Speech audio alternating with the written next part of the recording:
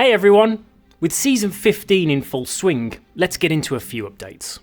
In this video, I'm going to cover our recent challenges with some sneaky exploits, dig into Març's update arriving later this week with updates on performance, security and gameplay fixes, and then finish off with some changes we're going to be making to our enforcement policy. It's all killer, no filler. Let's get into it. Let's kick off with an update on the various reputation and currency issues that have occurred since the launch of the season, as we've had a few. At launch, we quickly saw some players progressing through the Hunter's Call much faster than intended, and after investigation it was discovered that crews could duplicate treasured fish as part of the new voyages. While this exploit was resolved quickly as part of our initial hotfix, some players have been really taking advantage, and we felt this warranted this ill-gained progress being removed. On the other end of the scale, at launch we saw genuine play progress players much slower than intended through the higher levels of the Hunter's Call. While the progression curves were corrected as part of our initial hotfix,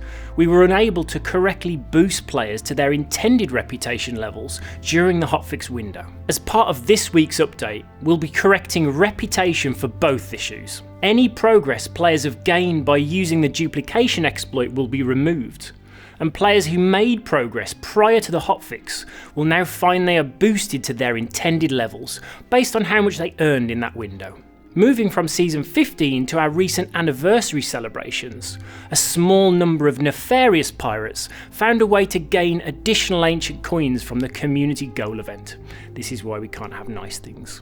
In a shocking turn of events, these additional ancient coins have now been removed from those pirates' accounts. Stepping back from the specific issues here, I talked more broadly about our approach to exploits in a previous video, but to reiterate, players who abuse exploits to gain an advantage should expect to be penalised, and that can range from progress or currency being removed through to suspended playtime, depending on the severity of the impact. I know when these type of issues occur, we see pitchforks in the street, with calls for stricter punishments, with things like commendation progress and cosmetics earned to be rolled back. Being completely transparent, the effort on our team to do this type of enforcement at scale is often significant, and honestly, we need to balance how much time we spend slapping folks on the wrist versus actually working on moving the game forwards. While these deeper levels of punishment, like the removal of commendations or cosmetics, aren't our focus right now, we may shift our stance here if we see players continue to exploit these mechanics and encourage their use amongst our wider community. Next up, let's talk about what's coming in our mid-season update. This introduces the Hunting Spear, a new throwable that, while clearly can be thrown at targets, can also be fired out of cannons to lodge into rival ships, requiring extra work to repair. The world has also got a little richer, with some new ambient wildlife on islands, caves, shorelines and on the waves. While a lighter update on the feature side, we've also got a boatload of performance improvements, security updates and bug fixes arriving this month. Let's start with performance, with our third wave of performance bash improvements. All of our ships have been rebuilt under the hood, into smaller sections, and are now loaded in stages on the server.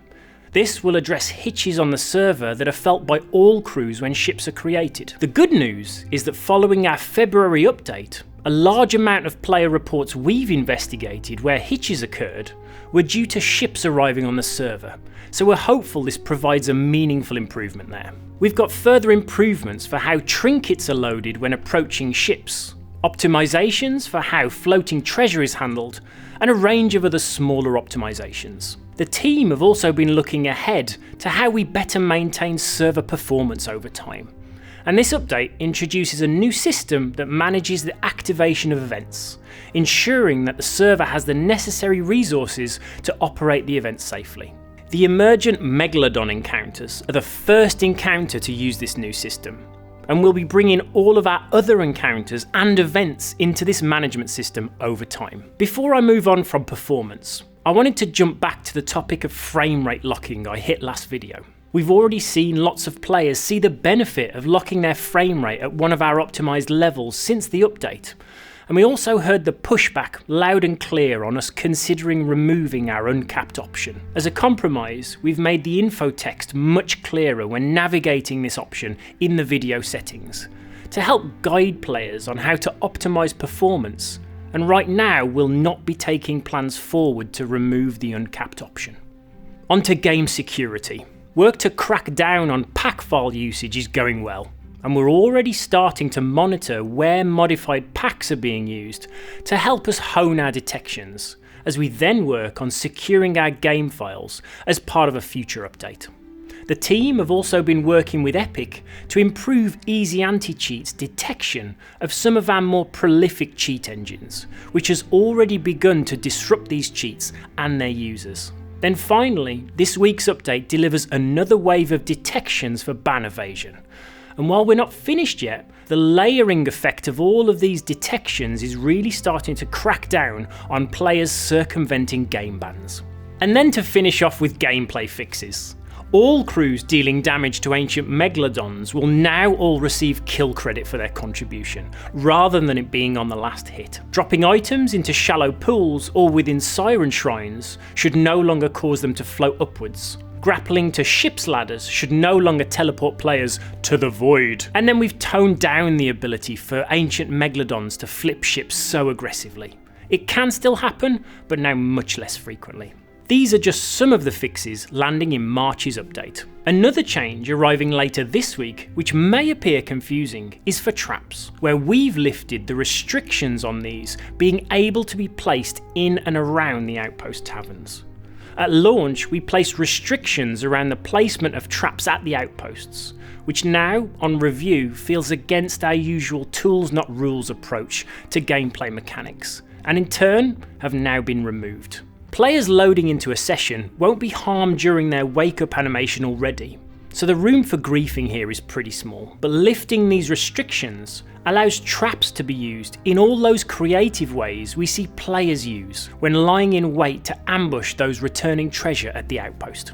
And finally, I want to finish by sharing some changes we're going to be making to our enforcement policy. Over the last few months, we've been taking some time to review our strategy towards enforcement for players who break our pirate code. We've matured a lot as a live service since our policy was first designed, and on reflection, we feel we can create a more fair and transparent approach to enforcement that gives players some breathing room when mistakes are made, but most crucially, gives them the chance to be able to learn from those mistakes.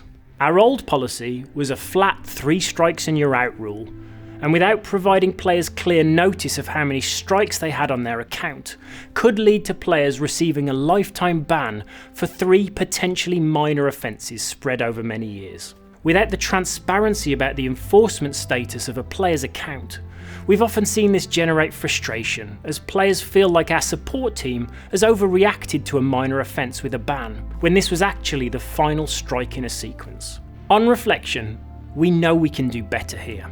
So the team have been working to create a more fair and transparent policy that builds on the Xbox point system being used for enforcement across the Xbox platform. Our new policy will use a point system, twinned with a much clearer communication when offences are logged, and then the ability to self-serve the status of your account at any time from the Sea of Thieves website. Players will start their journey with 0 points, and can accrue a total of 12 before receiving a lifetime ban on their account.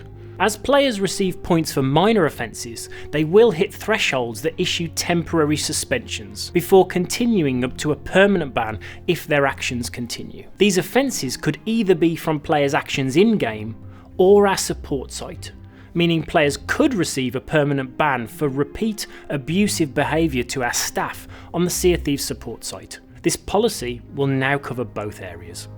Points will also decay over time, allowing players to learn from their mistakes and return to 0 if they don't cause further offences.